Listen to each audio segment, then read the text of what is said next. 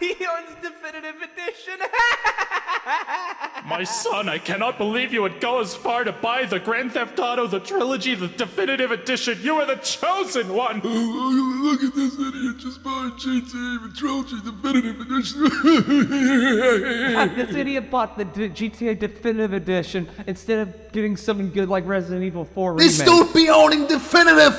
He's owning garbage! I'll tell you, he's owning garbage! 10 years in the joint made you a fucking pussy! More like GTA Trilogy, the Finnish shit edition. Ha! Fucking loser! Did you really waste your money on the Definitive Edition? Dude. Oh my god. This loser bought GTA the Trilogy, the Definitive Edition, instead of Blastmaster Zero Trilogy, available for Sony, PlayStation 4, Nintendo Switch, and PC via Steam platforms. So for some reason, Nick, you decided to buy this Grand Theft Auto collection from Rockstar, and they didn't care enough to put any type of labor or of love into this. In fact, I would say that they kind of just ran off with your money. If you look at the graphics and the way that the game performs, it's nothing like the original games were. And it's just a shame that this is where we are now. Games that are half-baked. And for some reason, you're the guy that bought it. In 2021, Rockstar Games, the publisher and developer of the incredibly popular Grand Theft Auto franchise, decided to celebrate the 20th anniversary of Grand Theft Auto 3, a milestone in the franchise's history for being the very first entry point in the franchise to feature a 3D open-world environment. This allowed for a much higher level of immersion and freedom in the game, letting gamers explore the city and complete missions at their own pace. Furthermore, the game presented a much more complex storyline and greater variety of missions and activities, which helped to establish the series as a flagship franchise for open-world games. And the best way they celebrated the special occasion was to release a package of free remastered versions of GTA 3, GTA Vice City, and GTA San Andreas on modern platforms. Now on paper, this sounds like a fantastic idea. Release a bundle of free games that have been fully remastered on a modern engine to all currently available platforms, meaning fans who have been there since the beginning can experience these games again, while new fans, especially those who have only played GTA 5, can also play these games for the very first time. So the idea alone isn't bad at all. That being said, some of the early red flags regarding the quality of this collection were kinda fair. For starters, the trailer to the Definitive Edition, which showcased actual footage, was only less than a minute long and barely showed any proper gameplay footage. And perhaps the biggest one of them all is that Rockstar plans to remove every single option to purchase the original versions of the games across all platforms. Now this seemed all like a very bad look, but there's no way it could be that bad, right? It's Rockstar Games after all, and everything Rockstar released was a product with high quality, right? On November 11th, 2021, Rockstar released GTA the Trilogy Definitive Edition across all platforms. And, well, it came out like a total disaster.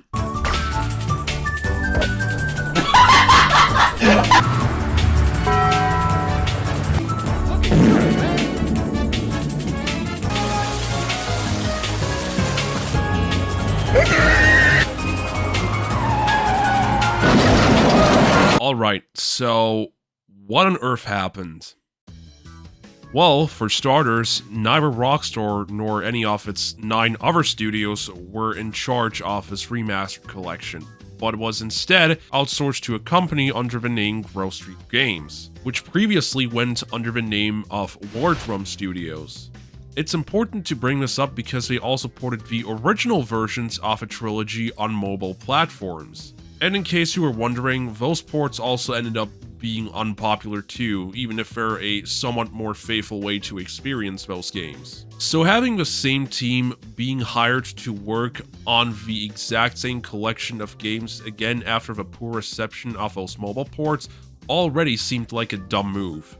And to make things even worse, the people working on this project barely had any time to finish these 3 remasters and iron things out before the release date, so that already made this release dead on arrival.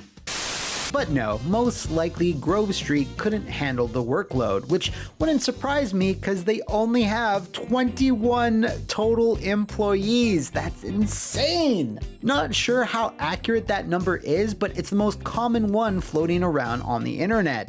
This might explain why those algorithms were used. Now, anyone who hasn't caught on with this release is probably thinking to themselves, okay, this ended up being a complete failure, no one bought it, whatever, end of a story. Wrong. Because despite the absolute poor reception this collection got, it sold really well. Yeah, you bet I'm hiding those sales numbers so I can show it off at the end of the video so you can get surprised. Look, I feel absolutely ashamed for owning this collection in the first place, and I want to make it clear that you should never spend money onto something if you know you are going to hate it anyways. It's amazing how James Rolfe made this statement like nearly 7 years ago, and dumb people like me do not follow that advice and get companies the money for something they do not deserve. I'm not gonna see it. Wow. What a novel concept, right? If you already know you're going to hate it, why give them your money? So, without further ado, let's just get this over with already. Now, in Rockstar's defense, some good additions to this collection make these games play slightly better. For starters, the map has a working waypoint feature alongside an overhauled map, which shows you the way to the waypoint or mission-related waypoints. Checkpoints have also been added, so when you fail a mission at any point, the game will ask if you want to restart from a checkpoint. I believe that this feature has already existed since the mobile ports, but they may have overhauled it to be a little bit better in the collection. They also overhauled the control scheme for these games. It's way easier to control the games here than on the original versions on 6 console gen hardware. On top of that, a GTA 5 styled weapon wheel has also been added to, once again, improve the controls. These are all fantastic features that have been added across the games to make them worthwhile experiences, and are a great addition for GTA 5 players who want to experience these games for the first time. Unfortunately though, that's about it for all the good things I can mention, because everything else about this collection sucks.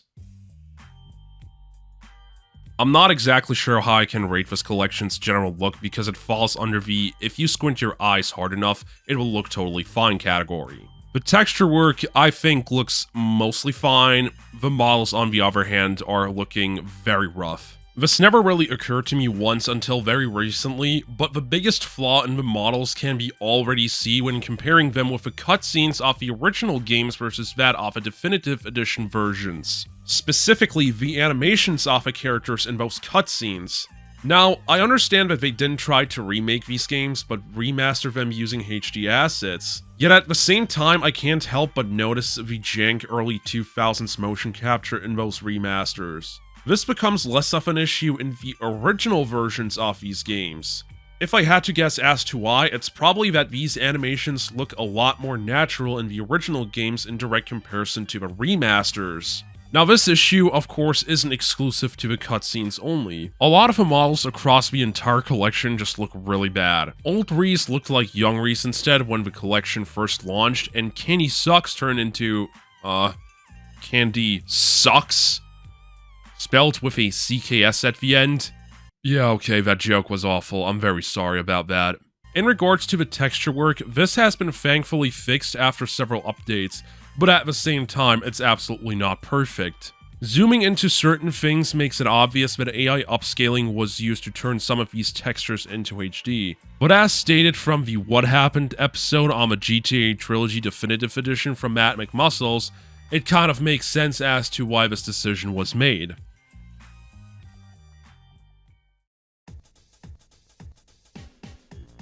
Now this entire portion might come off as a big nitpick, but I still feel like this needs to be talked about.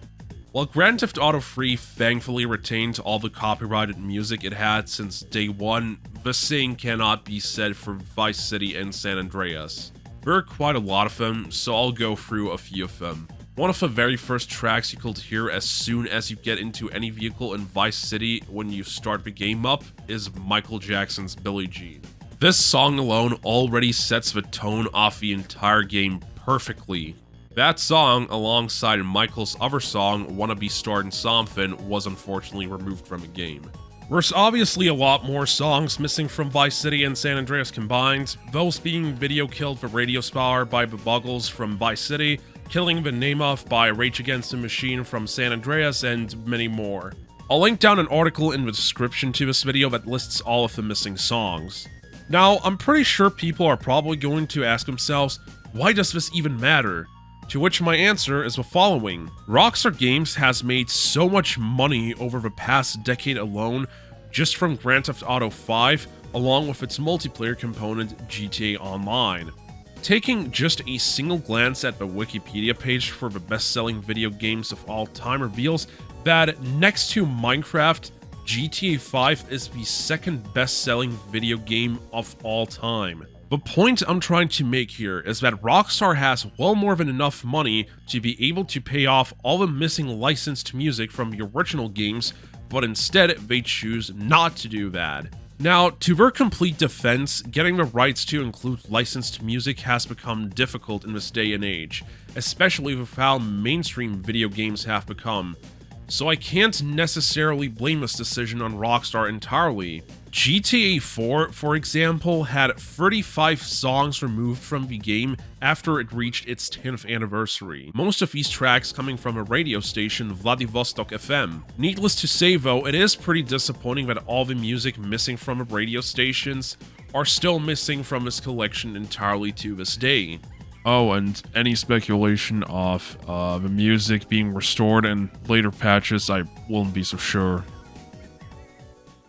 Hey, quick little side note for everyone watching. I didn't know about this information until a friend of mine mentioned this over to me, but in Vice City, all the Luffus tracks, songs made in-house and owned by Rockstar, are just completely missing from the definitive edition of Vice City. It's one thing for Rockstar not to license any music, but removing music that they made and owned is really weird, but okay, whatever, let's just move on. I honestly can't mention a lot more about what's wrong with this collection and compare it to how other developers revisited older games, like when Vicarious Visions handled the Crash Bandicoot Insane trilogy. Instead, I want to talk about the things that really irked me. Before the trilogy was even announced, there was this neat little project going on by the name of RE3 and REVC. These were reverse-engineered ports of the original Grand Theft Auto 3 and Vice City that ran on modern platforms and PC. The thing that you have to keep in mind is that these ports required you to own the original versions of these games on Steam or wherever else, because these ports won't work if you didn't own the games. These ports gave a player many gameplay improving features while also fixing many of the bugs and glitches from the original releases of those games. This sounds like an incredible way to experience the original versions of these games. But there is one major catch. Rockstar's parent company, Take-Two Interactive, filed a DMCA takedown against these two projects. That's right. These two projects, which required you to own the games in order to have all the game files necessary to make it even work in the first place, got filed with a DMCA takedown. And the reason for that is very simple. They wanted you, the consumer, to spend full price on this half-assed collection by any means necessary. Which not only meant taking down the reverse engineering projects, but also removing the option to purchase the original games from storefronts, so you couldn't purchase the older versions on PC and mod them with any quality of life improving mods. Now, that is single-handedly one of the scummiest tactics and moves a huge company like Rockstar ever pulled, and I can in no way possible justify this incredibly shitty behavior.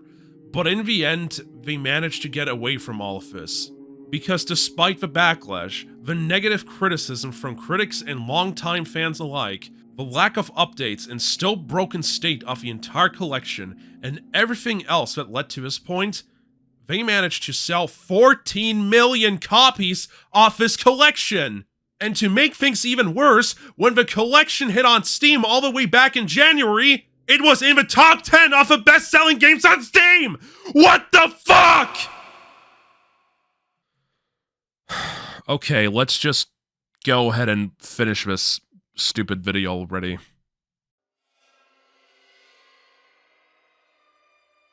There are two main takeaways I have from this whole video. The first one is that this collection is awful and you should spend your money on something better instead, and the second one being that this collection sets a bad example for future game releases in the industry. Let's start with the first one. The way GTA The Trilogy Definitive Edition was handled can be described as beyond poorly. What sounded on paper like a great way to celebrate the 20th anniversary of the GTA 3D trilogy ended up being a complete disaster. Rockstar Games, along with everyone else involved in this shitshow, should be ashamed of themselves for what they brought us to the table. Now, instead of leaving this point at that, I'm going to suggest a few ideas here that could have prevented the quality of this collection with the way it ended up being. Have Grove Street Games work on each game individually for the game's respective anniversary instead of the entire trilogy at once. That way, Grove Street Games will have had enough time to ensure that the quality of all games combined will have been good enough. Have longtime fans from the community be involved in this project. This would have allowed for communicating with the developers to ensure that major issues plaguing the games could be fixed and bringing quality of life improvements to the table that will have helped improve the overall experience of all the games. This way of thinking is what EA went through with working on the Command & Conquer Remastered collection, and I believe that EA did the right choice there. Have someone else handle the Trilogy Definitive Edition instead. I don't want to come across as someone who loves beating a dead horse, but Rockstar could have easily outsourced this to any other studio over the same studio that already failed on the trilogy before with the mobile ports, especially if you take into consideration that Grove Street Games has around 20 people working at the place. These are just some of the ideas that could have prevented the train wreck that is the Definitive Edition, but at the end of the day, in the current state, especially with the rumors of development of this collection being basically abandoned, there's nothing that can be done here. The other takeaway is this: even after the backlash Rockstar rightfully got for this collection, I still can't help but feel worried about the current state of things. Even after how it launched in a completely broken and still unfinished state, the collection sold like hotcakes. And I'm worried that this will encourage more companies to release games in a broken state, which they will simply fix up at some point later after the launch. This was the case with games like No Man's Sky and more recently Cyberpunk 2077.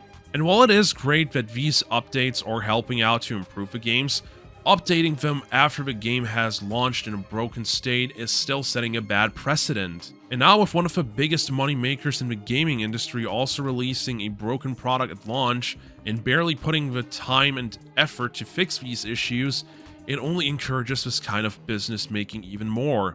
Maybe I'm just completely paranoid about all this, but I don't want to experience a future in gaming where games launch in a completely unfinished state and then are simply patched out several months after the game's release. Just a few months ago, the latest entry off the Pokemon franchise launched on the Nintendo Switch. It's not just only that it's the fastest selling game in the franchise, but also by far the glitchiest and most unstable entry in the series too. The fact that the biggest franchise in the world can get away with launching a product so incredibly broken that they can get away with it should be incredibly worrying.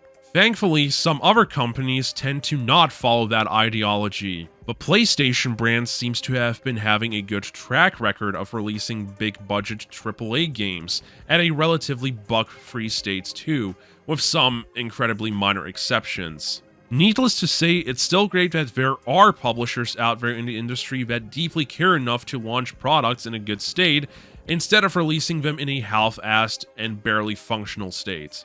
Now, with all of this out of the way, my final verdict on the collection goes as follows. Under any circumstance, obtain the original games in any way you can and mod them at your heart's content. Fellow YouTuber Just Gesha made several videos showcasing mods for the original trilogy that help improve the overall experience tenfold. I'll link down a playlist he made in the description of this video so you can check it out yourself. But when it comes to buying the remastered collection, don't. But if you are looking for some alternatives to spend money on, I thankfully have some. One of those being Metroid Prime Remastered. It got recently released on a Nintendo Switch, and not only does that mean that one of the best games by Nintendo is back, but it's also looking better than before. Now, I currently have my own way of playing Prime as of right now, but I'll be definitely getting this whenever I get the chance. The other alternative is the recently released Like a Dragon Ishin, which is a sorta remake and remaster of the original Ishin from 2014. Not only is this game finally translated into other languages after several years stuck in localization hell, but it's also gotten a complete visual overhaul inside the Unreal Engine, the same engine utilized for the GTA trilogy. Huh. While it has its own set of issues, I will say that this still is a great way to experience Ishin, especially if you're playing it for the first time. I know I certainly have, and spoiler alert, I'll be making a video on that very soon at some point. If you have been sticking around for this video long enough, thanks. Fun fact, this video took me way longer than it needed. This mostly was because I got sick and I didn't feel like recording any audio at all, and I didn't feel like recording any footage for this collection at all because the collection sucks, and re-recording lines and redoing parts of the script because I didn't feel like it was good enough. But here we are now, and I'm glad it's done. As mentioned, the next video will be a review of Ishin of some sorts. But of course, I'll try to keep myself a lot more brief than in this video for sure. Afterwards, however, I want to work on something a bit bigger. What it is, I can't tell you just yet. Thanks for watching. If you've liked this video, leave it a like, subscribe, all that stuff. I don't really care. Yeah. See you around.